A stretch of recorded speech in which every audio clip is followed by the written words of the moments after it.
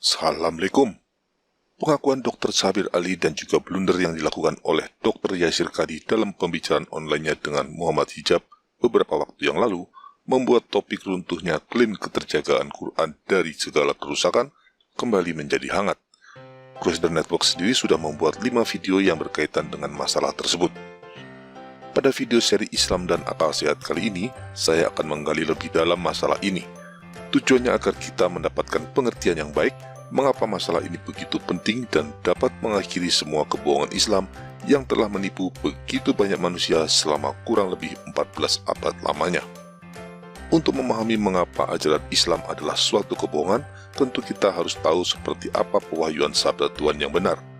Tentunya dengan mengacu pada apa yang diterima nabi-nabi terdahulu yang sedikit atau banyak juga diakui oleh Islam. Kita akan mulai dengan memahami mengapa dan bagaimana Tuhan menyatakan sabdanya kepada manusia. Sejak kejatuhan Adam di Taman Eden, manusia kehilangan pemahaman akan kebenaran dan hukum Tuhan. Manusia hidup dalam kebenaran subjektifnya yang terbatas dan mengarahkannya pada kebinasaan. Tuhan yang mengasihi manusia tidak ingin manusia jatuh ke dalam kebinasaan.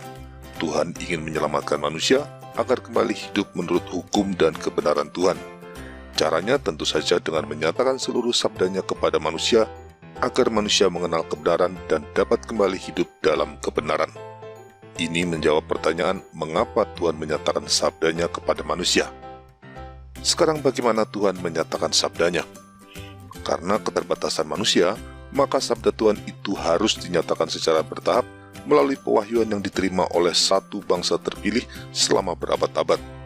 Selain karena masalah keterbatasan manusia, pewahyuan secara bertahap ini juga penting untuk mencegah klaim-klaim nabi palsu. Mengapa?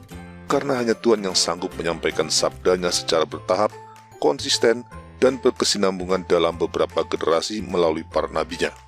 Sementara nabi palsu hanya mampu mengklaim wahyu palsu yang diterimanya sendiri, entah dari mana, tanpa sanggup merangkainya secara konsisten dan berkesinambungan dengan wahyu-wahyu lain yang diterima nabi-nabi sebelumnya atau nabi-nabi sesudahnya jika ada.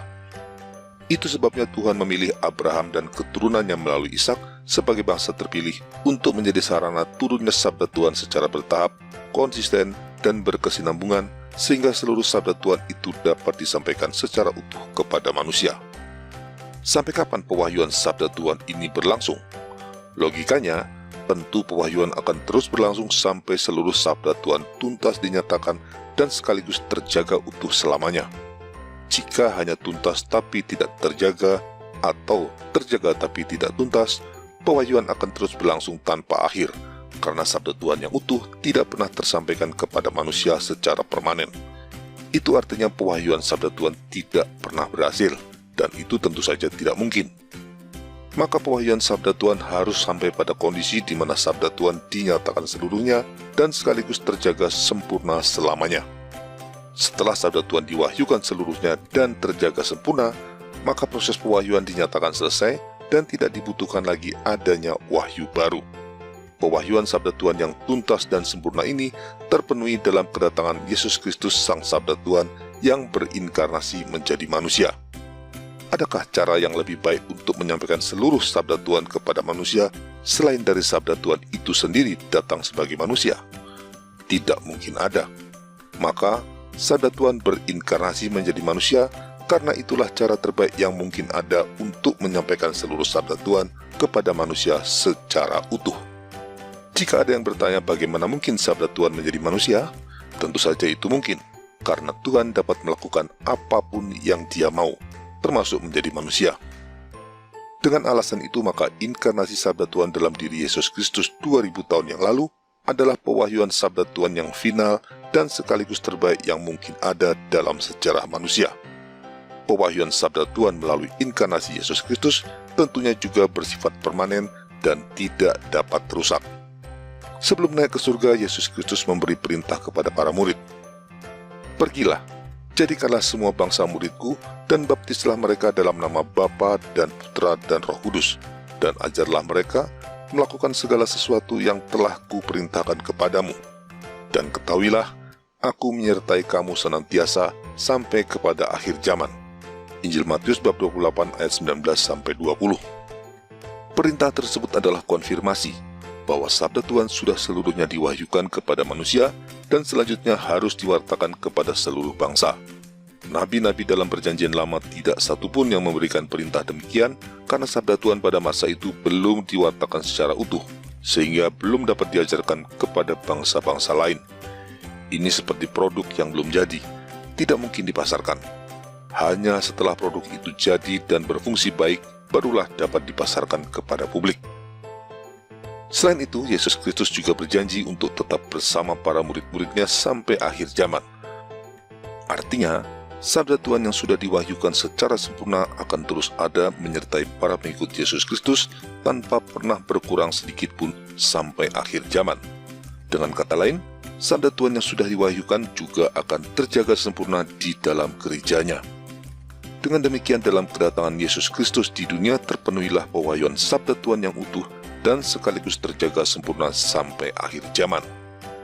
Sampai di sini kita bisa memahami bahwa setelah kedatangan Yesus Kristus seluruh rangkaian pewahyuan sabda Tuhan sudah final dan tidak diperlukan wahyu baru apapun, bahkan dengan alasan untuk memperbaiki sabda Tuhan yang dirusak manusia.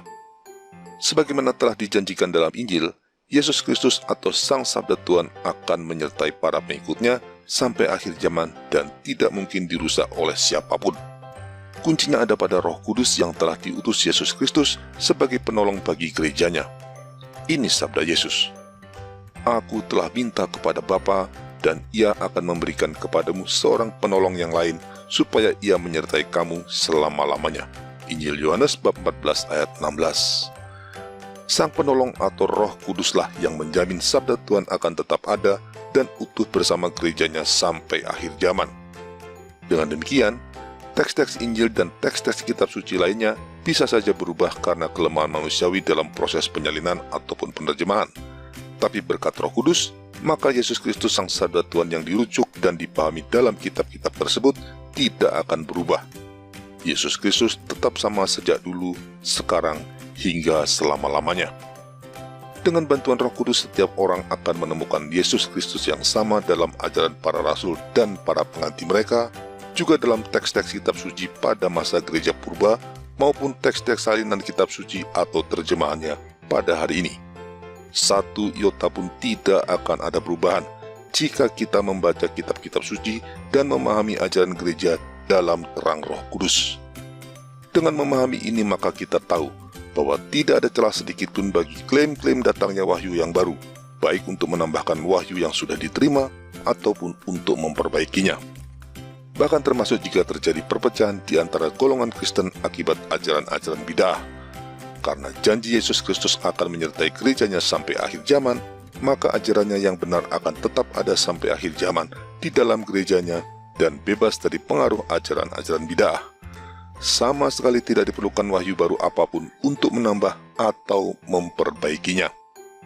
Dengan demikian, ketika Muhammad mengaku dirinya sebagai nabi dan membawa Quran sebagai kitab suci terakhir yang diwahyukan Tuhan, itu sudah jelas suatu kebohongan. Maka sangat wajar jika di masanya sebagian besar orang Yahudi dan Kristen menolak untuk percaya pada klaim kenabiannya.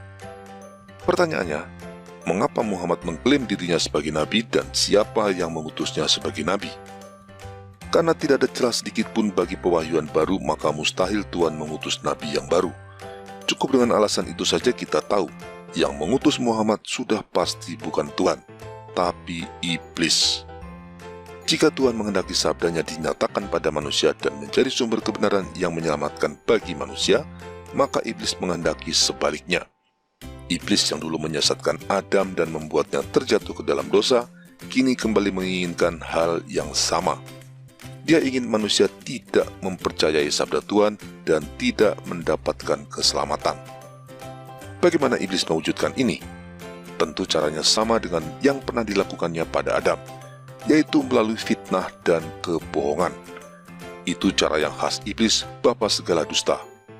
Maka tujuan utama kenabian Muhammad sebenarnya cuma dua: memfitnah ajaran Kristen dan menawarkan ajaran palsu sebagai penggantinya. Caranya dengan menuduh kitab-kitab suci sebelumnya termasuk Injil sudah rusak dan diubah-ubah manusia. Lalu sebagai gantinya, ia membawakan kitab suci terbaru yang diklaim bebas dari kerusakan untuk meluruskan segala penyimpangan itu, yaitu Quran. Fitnah dan kebohongan ini harus ditutupi dan dipoles sedemikian rupa agar orang percaya. Caranya dengan memastikan kitab suci yang diterima Muhammad berbeda dari semua kitab suci lainnya, yaitu dengan mempropagandakan Quran sebagai kitab suci yang sempurna, langsung turun dari surga, dan terjaga keasliannya sampai ke setiap hurufnya. Klaim kesempurnaan Quran dan keterjagaannya dari segala kerusakan ini adalah kunci terpenting yang menjaga dan menutupi seluruh kebohongan Islam. Klaim ini sangat penting karena memberikan alasan bagi kenabian Muhammad dan sekaligus memberi tempat bagi Quran sebagai kitab suci terakhir. Klaim ini dijaga ketat dengan cara memastikan Quran hanya ditulis dalam bahasa Arab, disalin dengan teliti, dan dihafal oleh sebanyak mungkin orang. Secara teoritis, cara ini akan mampu menjaga keutuhan dan kemurnian Quran sampai selama-lamanya. Tapi dalam kenyataannya cara ini sudah gagal di abad pertama Islam. Mulai dari ayat-ayat yang hilang karena penghafalnya mati dalam perang, ayat-ayat yang tersimpan dimakan kambing, hingga ayat-ayat Quran yang konon turun dalam 7 dialek, dipangkas tinggal 1 dialek oleh Khalifah Utsman. Hal-hal itu saja sudah menunjukkan bahwa keutuhan Quran bagaimanapun tetap gagal dijaga. Apalagi ditambah dengan kesalahan-kesalahan manusiawi dalam proses transmisi hafalan dari generasi ke generasi dan kesalahan-kesalahan penyalinan naskah yang tidak terhindarkan. Inilah yang akhirnya memunculkan puluhan versi Quran berbahasa Arab. Para ulama muslim sudah tahu masalah ini, namun mereka tidak punya pilihan lain selain tetap berusaha menutupinya dan melanjutkan propaganda Quran sebagai kitab suci yang didiktekan langsung oleh Allah melalui malaikat Jibril dan terjaga sempurna hingga setiap hurufnya. Karena hanya klaim itulah yang membuat Islam tetap eksis. Setelah Khalifah Utsman berusaha menyeragamkan Quran di abad ke-8 dan gagal, upaya penyeragaman kembali dilakukan pada tahun 1924 di Kairo dan kemudian dicetak secara besar-besaran. Inilah versi Quran yang beredar luas di seluruh dunia sampai hari ini dan dianggap oleh sebagian besar muslim sebagai satu-satunya versi Quran yang ada. Tapi fakta adanya penyeragaman Quran pada tahun 1924 ini tidak diungkapkan secara transparan kepada publik. Akibatnya, sebagian besar muslim mengira bahwa penyeragaman Quran hanya terjadi sekali untuk selamanya, yaitu pada masa Khalifah Utsman. Alasannya jelas, adanya upaya penyeragaman tahun 1924 tentu akan membuktikan adanya banyak versi Quran di masa itu. Fakta ini jelas bakal melemahkan klaim keterjagaan Quran, maka harus ditutup serapat mungkin. Tapi kebohongan tetaplah kebohongan, dan suatu saat akan terbongkar pada waktu yang tepat. Pada tahun 2016 secara mengejutkan, Hatun Tas bersama Dr. J. Smith memamerkan 26 versi Quran berbahasa Arab yang berbeda di Speaker's Corner, London. Ini menjadi pukulan berat bagi klaim keterjagaan Quran. Apalagi sekarang Hatun Tas sudah mengumpulkan 37 versi Quran yang berbeda dan bersama timnya, dia menemukan ada 93.000 perbedaan di antara berbagai versi tersebut. Banyak ulama yang terguncang. Karena suka atau tidak suka, mereka harus mengakui bahwa narasi standar mereka tentang keterjagaan Quran sejak zaman Muhammad hingga hari ini sudah tidak bisa dipertahankan lagi di hadapan banyak bukti adanya perbedaan versi Quran. Setidaknya ini terungkap dalam pembicaraan video antara Dr. Yasir Qadhi dan Muhammad Hijab sebagaimana yang sudah ditampilkan dalam video di channel ini sebelumnya. Selanjutnya secara terbuka, Dr. Syabir Ali juga mulai mengakui adanya perbedaan versi Quran di dunia. Ini juga sudah ditampilkan dalam beberapa video channel Crusader Network sebelumnya. Pengakuan-pengakuan seperti ini dari kalangan ulama-ulama Islam belum pernah terjadi sebelumnya. Pasti cepat atau lambat, ini akan membawa dampak yang merusak bagi iman banyak muslim. Dr. Syabir Ali berusaha mengurangi dampak kerusakan akibat fakta perbedaan teks Quran dengan mengatakan perbedaan tersebut tidak mengubah makna ayat-ayat Quran secara signifikan. Tanpa disadarinya, pandangan tersebut justru memberikan pukulan mematikan bagi Islam. Mengapa?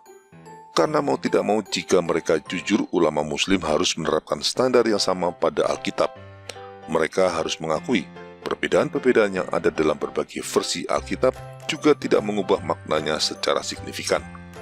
Jika sudah demikian, mereka harus mengakui ajaran Kristen tidak mengalami perubahan dengan adanya perbedaan teks Alkitab. Ini adalah kartu mati bagi Islam.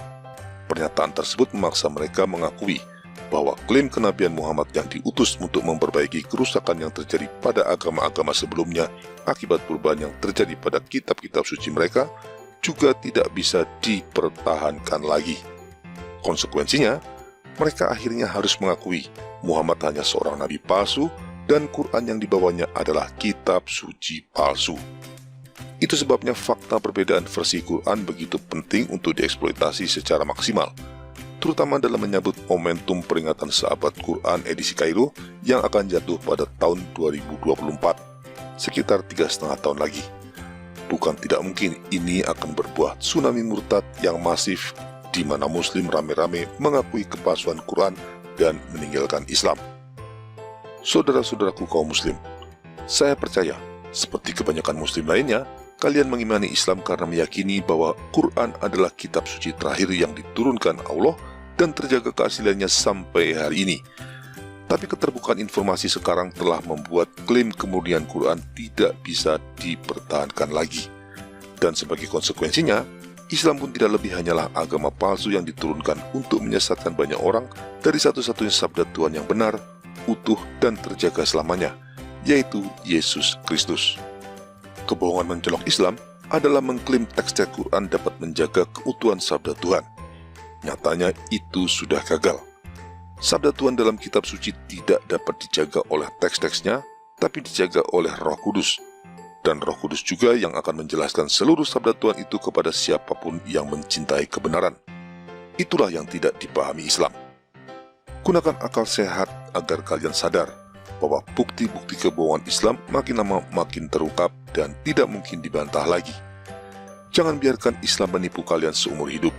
Semakin cepat kalian meninggalkannya, semakin baik.